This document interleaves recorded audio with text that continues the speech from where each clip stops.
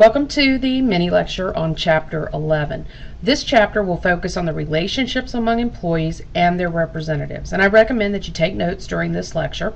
Some of the information provided here will assist you in answering the Chapter 11 homework questions.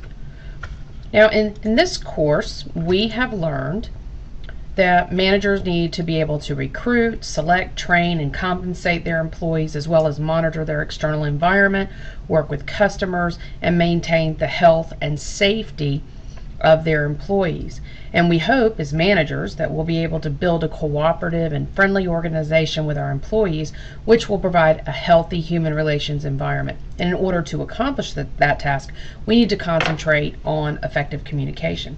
Now, effective communication is going to be a key driver in a manager's ability to lead their employees. After all, if leadership is the ability to influence another person in order to attain goals and objectives, then much of that influence will be achieved through effective communication. And when we communicate, we are transferring meaning from one person to another. Now, if we make the assumption that communication first starts off at the moment of an idea, thought, or impression, then the circumstances under which that idea, thought, or impression are formed are very important. And as we discussed in previous lectures, a manager or business owner should constantly be on guard against making assumptions about their partners, employees, and suppliers. It is important to remove as much bias as possible when dealing under circumstances where we might have limited or incorrect information. Although it is important to gather the opinions of others, it is also important to make sure that what we feel matches any data we have collected. Now, once the thought is conceptualized, it is encoded and translated into words or symbols or body movements. And when we speak, those ideas are transmitted, and when we write or draw, symbols are transmitted. And even when we are speaking or actively communicating in another way, any gestures or facial expressions, any body movements can transmit nonverbal communication. Now, the receiver, whomever that might be, picks up the words, the symbols, or the body language, and is up to the receiver to translate that information effectively.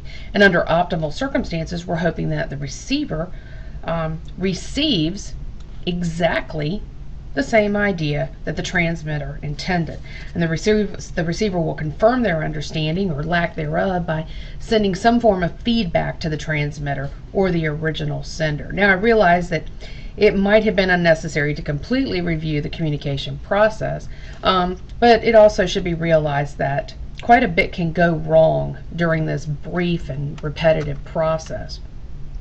So when things go wrong in communication, it is usually the cause of a barrier, and the status of the communicator is very important.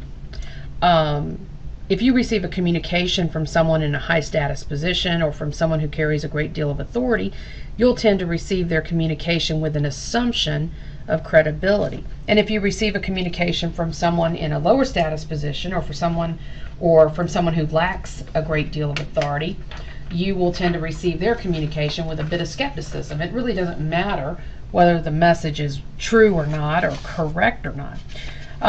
We consider language to only be a problem when two people are attempting to communicate in different languages, but imprecise communication or imprecise use of the language can cause problems even for people who are speaking the exact same language. If the person speaking to you has a particularly annoying habit of ending every sentence with "you know," then it's quite possible that someone could be so distracted by that habit that they miss the meaning of what is being said.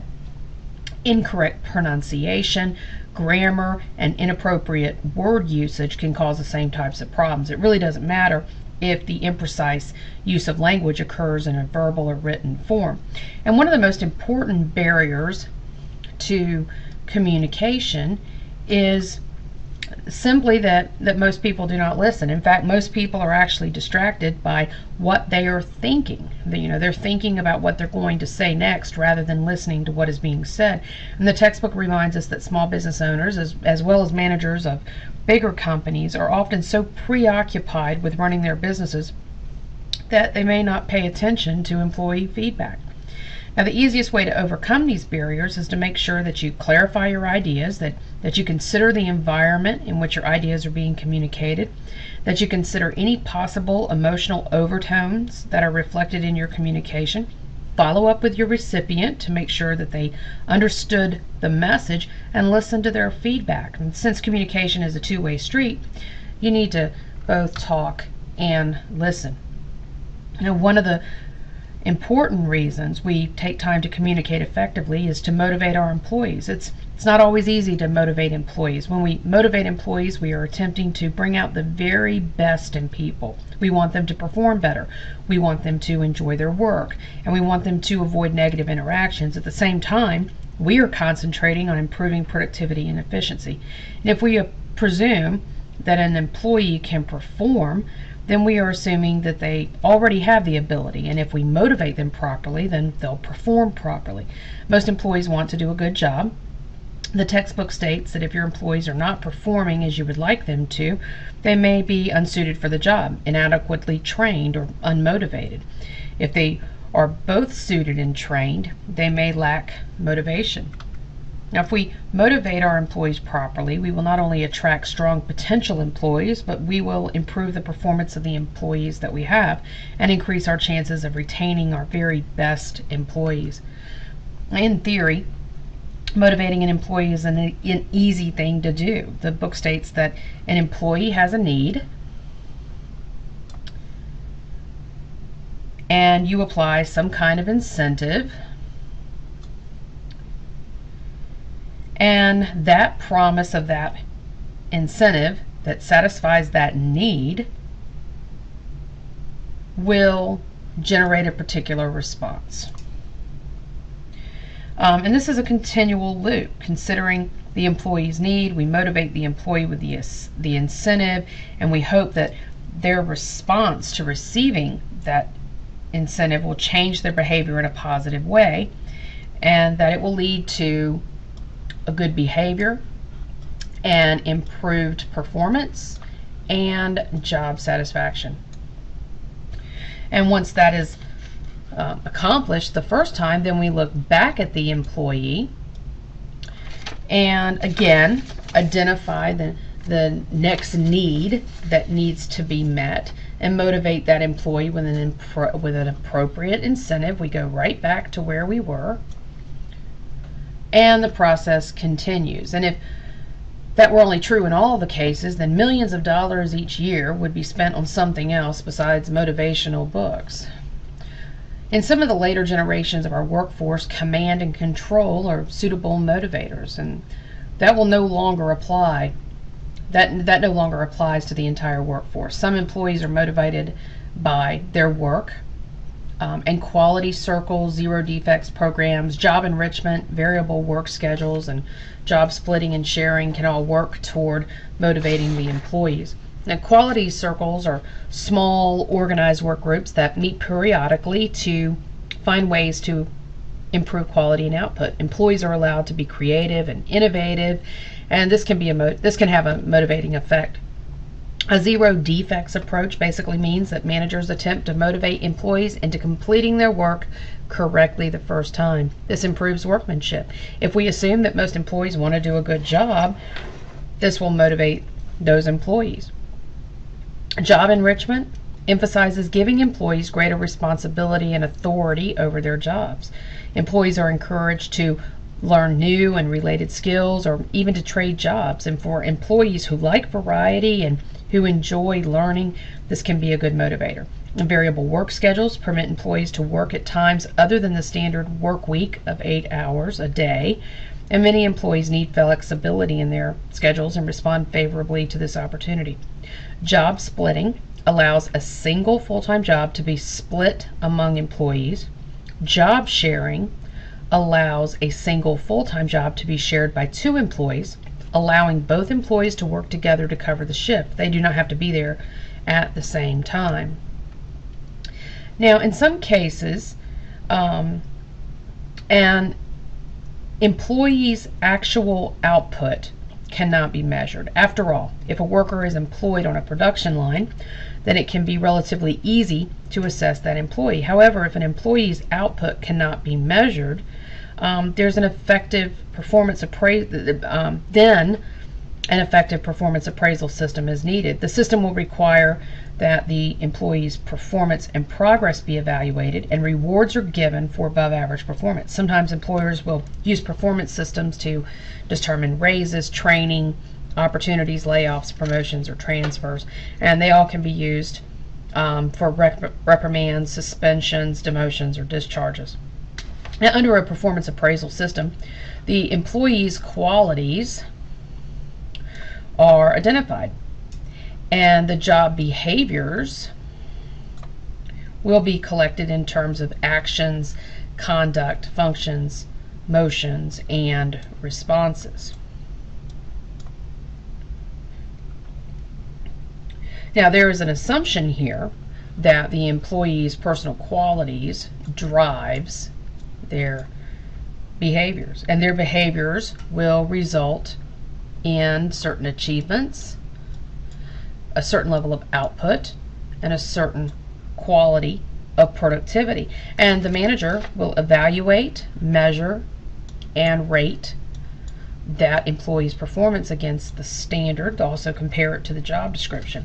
And once the manager turns over the results of the performance appraisal over to the HR department, or the Human Resources Department, actions such as rewards, pay increases, transfers, promotions, training, career progress, those will all be decided by the HR department and communicated back to the employee. Now, unfortunately, not every employee excels, and sometimes employees act in ways that work against the mission and the goals of the company. And when that happens, many companies resort to counseling troubled employees. Now, counseling is designed to help the employee do a better job by helping them understand their relationships with supervisors, fellow workers, and customers. And most companies do not have a formal counseling program. But when an employee is troubled, it's best to sit down with that employee sooner rather than later. Establish the standards of the job that you expect. If the employee's behavior has been a problem, you should speak of specific instances where their behavior did not meet the standard. Do not attempt to deal with an employee's personal issues. You have to stay on point and focus on job performance. It's important to be firm and consistent. You should go into the process with open eyes, knowing that you are going to be confronted with a certain amount of resistance and defensiveness or even hostility from the troubled employee. Be ready to suggest additional internal and external services that are available to the employee, and do not try to make a decision for them. The employee must understand that it is their decision. Only discuss behaviors that are occurring on the job. I mean, if an employee is not drinking on the job, you should not attempt to address a suspected drinking problem, but surely convince the employee that the conversation is confidential. Make sure that the employee understands that what the situation is, and get their commitment to meet the performance standard. Most of the time, when you are dealing with a troubled employee, it will be related to a health and safety issue, retirement or termination, stress, or maybe a discipline issue. And when you own your own business, you will always deal with some type of complaint. Complaints may come from your suppliers, or your customers, or your employees. And three things are critical when dealing with employee complaints. You want to make certain assurances, you want to advise them of the procedures, and you want to handle it in a minimum amount of time. Employees need to know that if they make a complaint, that their job is not in jeopardy. They need these assurances. You should be prepared to listen patiently and deal with the situation promptly. You should analyze all complaints, even if you feel there's no foundation for the complaint. This is part of your responsibility as the owner or the manager. Make sure that the employee is aware of a simple procedure that allows them to express their concerns and gain a response. and effective handling of the complaint on your part should result in a minimum amount of red tape and time in processing the complaint. Ultimately, it should be decided or solved quickly. Now, overall, you should encourage your employees to be self-disciplined.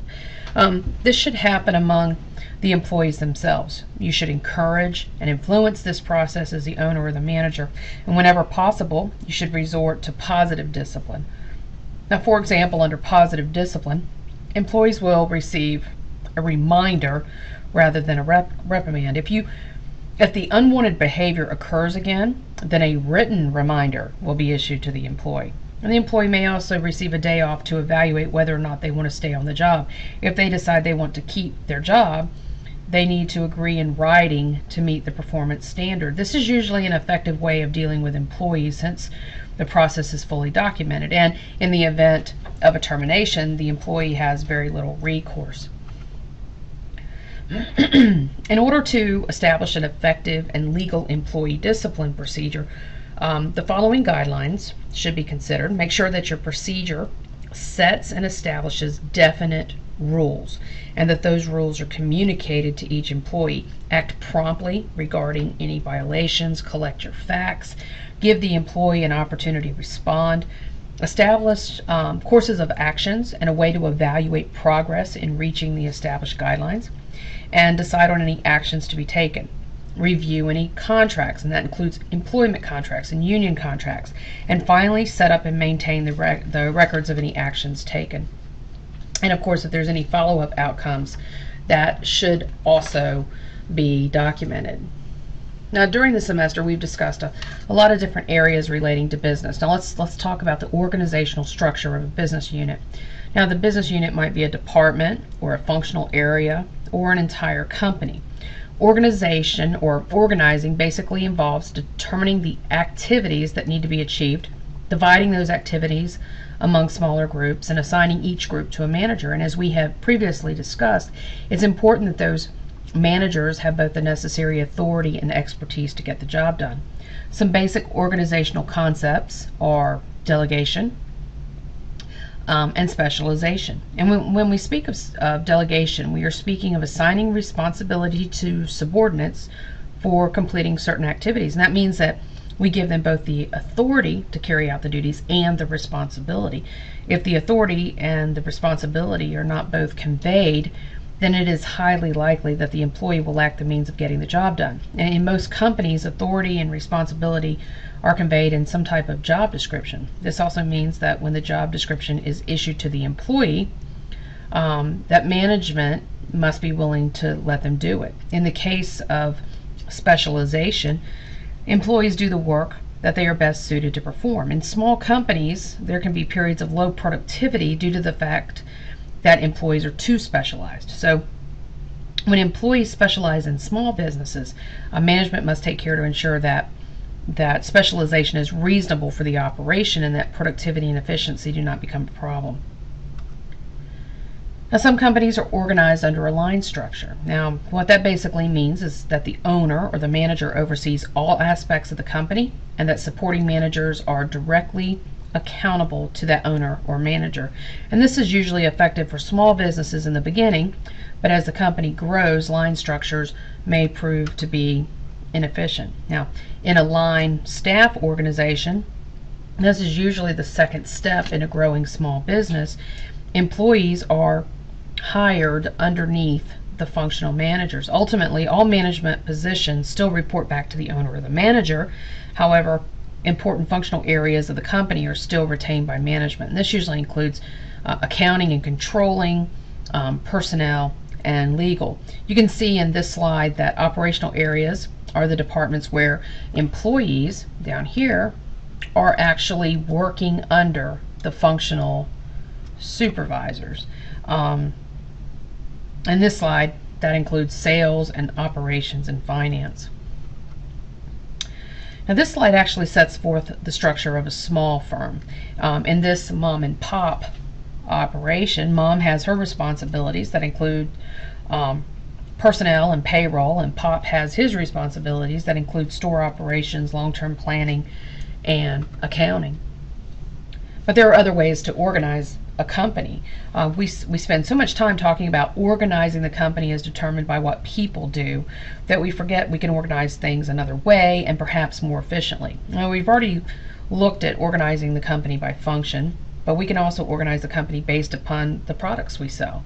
For example, if we were a cleaning products company, we could organize the company by two product classes. One class of products might be household cleaners, and the second class of products might be industrial cleaners, and then we would have a manager or a vice president that would be responsible for both of those product lines.